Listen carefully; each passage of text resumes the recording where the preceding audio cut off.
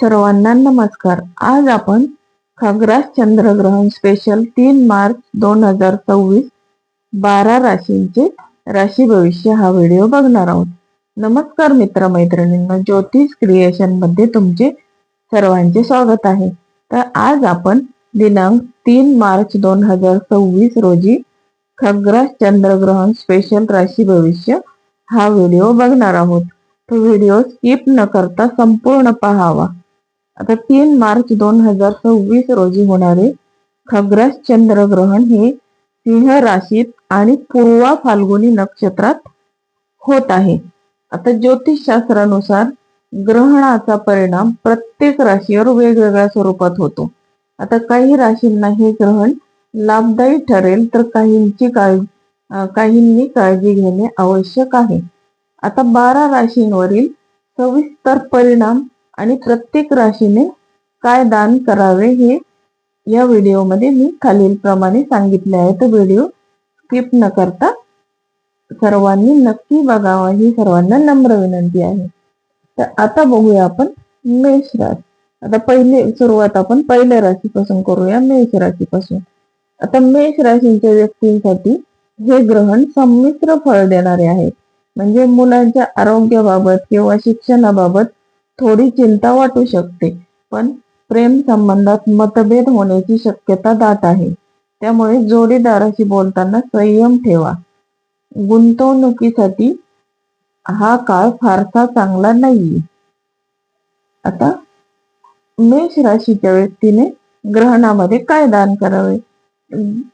तर मेष राशीच्या व्यक्तीने ग्रहणानंतर लाल मसूर डाळ किंवा गुळाचे दान करावे आणि हनुमानाची उपासना करणे हे तुमच्यासाठी लाभदायक ठरेल. आता बघूया आपण दुसरी रास, वृषभ रास. आता वृषभ राशीच्या व्यक्तीसाठी हे ग्रहण कौटुंबिक शांतता भंग करणारे ठरू शकते. घरामध्ये विनाकारण वाद होणार नाहीत याची काळजी घ्या. आईच्या प्रकृतीची चिंता वाटेल, मात्र कामाच्या ठिकाणी तुमची प्रगती होईल. फक्त आरोग्याकडे दुर्लक्ष करू नका. आणि आता वृषभ राशीच्या व्यक्तीने काय दान करावे? तर पांढऱ्या वस्तू जसे की तांदूळ, साखर किंवा पांढरे कापड दान करावे आणि ओम शोम शुक्राय नमः या मंत्राचा जप करावा.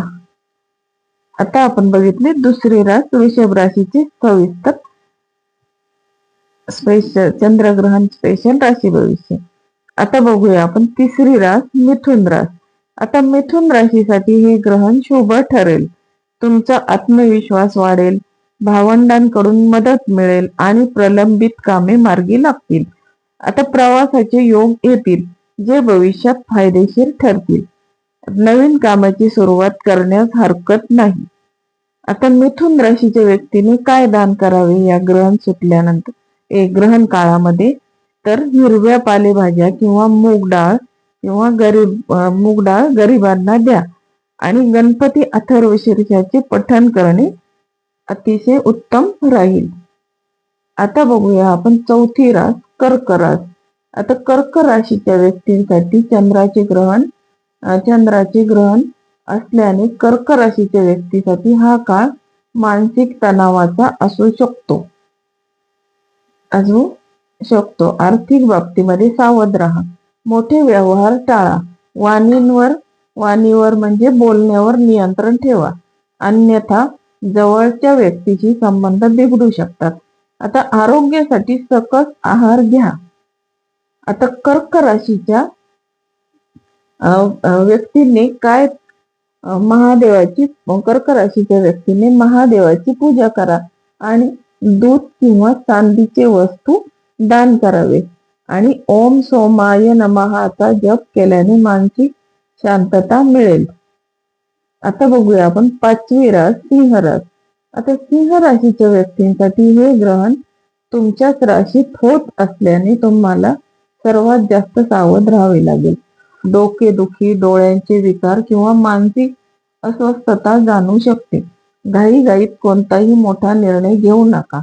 जोडीदारासोबतचे संबंध जपा आणि रागावर नियंत्रण ठेवा. आता बघूया आपण सिंह राशीच्या व्यक्तीने काय दान करावे ग्रहण काळात. सिंह राशीच्या व्यक्तीनं गहू किंवा तांब्याची वस्तू दान करा. आता आदित्य हृदय स्तोत्राचे वाचन केल्याने आरोग्याच्या तक्रारी दूर होतील. आता बघूया आपण 6वी रास कन्या रास. आता कन्या राशीच्या व्यक्तींसाठी खर्चात वाढ होण्याचे संकेत आहेत. परदेश प्रवासाचे योग जुळून येतील, पण आरोग्यावर खर्च होऊ शकतो. कोर्ट कचेरीच्या कामात यश मिळण्यासाठी अधिक कष्ट करावे लागतील. आता झोप पूर्ण न झाल्यामुळे चिडचिड होऊ शकते. आता बघूया आपण कन्या राशीच्या व्यक्तीने काय दान करावे, तर गाईला हिरवा चारा घाला. बुध ग्रहाच्या मंत्राचा जप केल्याने आज खर्चावर पण तुमचे नियंत्रण राहील. आता बघूया आपण तुळ राशीचे राशी भविष्य. आता तुळ राशीच्या व्यक्तींसाठी हे ग्रहण अत्यंत लाभदायी ठरेल. उत्पन्नाचे नवीन स्रोत निर्माण होतील. मित्र मैत्रिणींकडून पूर्ण सहकार्य मिळेल. समाजात मान सन्मान वाढेल आणि जुनी गुंतवणूक आता चांगला परतावा देईल. आता इच्छापूर्तीचा हा काळ आहे. त्यामुळे तुळ राशीच्या व्यक्तीने पांढरी मिठाई किंवा तांदूळ या काळामध्ये दान करावे. देवी लक्ष्मीची उपासना केल्याने आर्थिक लाभ वाढतील. आता बघूया आपण 8वी रास वृश्चिक रास. आता वृश्चिक राशीच्या व्यक्तीला नोकरी आणि व्यवसायात प्रगतीचे योग आहेत. वरिष्ठांचे सहकार्य मिळेल, पण कामाचा ताण वाढल्याने थकवा जाणवेल. आता वडिलांच्या प्रकृतीची काळजी तुम्ही घ्या. सामाजिक कार्यात सहभाग वाढेल, ज्यामुळे तुमची प्रतिमा सुधारेल. आता बघूया आपण वृश्चिक राशीच्या व्यक्तीने काय दान करायचे. तर वृश्चिक राशीच्या व्यक्तीने गुळ आणि चणा डाळ दान करावे आणि हनुमान चालिसाचे वाचन तुमच्यासाठी संरक्षक ठरेल. आता बघूया आपण धनुरास. आता धनुराशीच्या व्यक्तीची नशिबाची साथ थोडी कमी मिळेल. धार्मिक कार्यात अडथळे येऊ शकतात व लांबच्या प्रवासात सावधगिरी बाळगा. वडिलांशी आज मतभेद होण्याची शक्यता आहे. मात्र विद्यार्थ्यांना अभ्यासात चांगले यश मिळण्याचे संकेत आहेत. आता धनु राशीच्या व्यक्तीने काय दान करावे. आता धनु राशीच्या व्यक्तीने पिवळी डाळ किंवा केळी दान करावी. विष्णू सहस्रनामाचे पठण करणे अत्यंत शुभ राहील. आता बघूया आपण 10वी रास मकर रास. आता मकर राशीच्या व्यक्तीसाठी हे ग्रहण थोडेसे कठीण असू शकते, कारण अचानक उद्भवणाऱ्या समस्यांना तुम्हाला तोंड द्यावे लागेल. आता आरोग्याची विशेष काळजी घ्या, विशेषतः पोटाचे विकार. वाहन चालवताना सावध राहा. गुप्त शत्रूंपासून सावध राहणे गरजेचे आहे. आता मकर राशीच्या व्यक्तीने ग्रहण काळात काय दान करावे, तर मकर राशीच्या व्यक्तीने काळे तीळ किंवा मोहरीचे तेल दान करावे आणि शनी चालिसा वाचा, ज्यामुळे अडथळे दूर होतील. आता हे बघितले आपण मकर राशीचे राशी भविष्य. आता बघूया 11वी रास कुंभ रास. आता कुंभ राशीच्या व्यक्तीचे राशी भविष्य काय आहे, तर वैवाहिक आयुष्यात कुंभ राशीच्या व्यक्तीने वैवाहिक आयुष्यात किंवा भागीदारीच्या व्यवसायात काही समस्या त्यांना उद्भवू शकतात. आता जोडीदाराशी संवाद साधताना स्पष्टता ठेवा. आता नवीन भागीदारी टाळलेली बरी. आता व्यवसायानिमित्त केलेले प्रवास थकवणारे असू शकतात, पण त्यातून अनुभव चांगला मिळेल. आता कुंभ राशीच्या व्यक्तीने काय दान करावे, तर कुंभ राशीच्या व्यक्तीने गरजू व्यक्तींना छत्री किंवा चप्पल या काळात दान करावे आणि हनुमानजीच्या दर्शनाने कामातील अडचणी कमी होतील, त्यामुळे हनुमानजीचे दर्शन घ्यावे. आता बघूया 12वी रास आणि शेवटची रास मीन रास. आता मीन राशीचे भविष्य काय सांगते, तर मीन राशीसाठी हे ग्रहण विजयी ठरेल, शत्रूंवर मात कराल, जुन्या आजारातून सुटका होईल.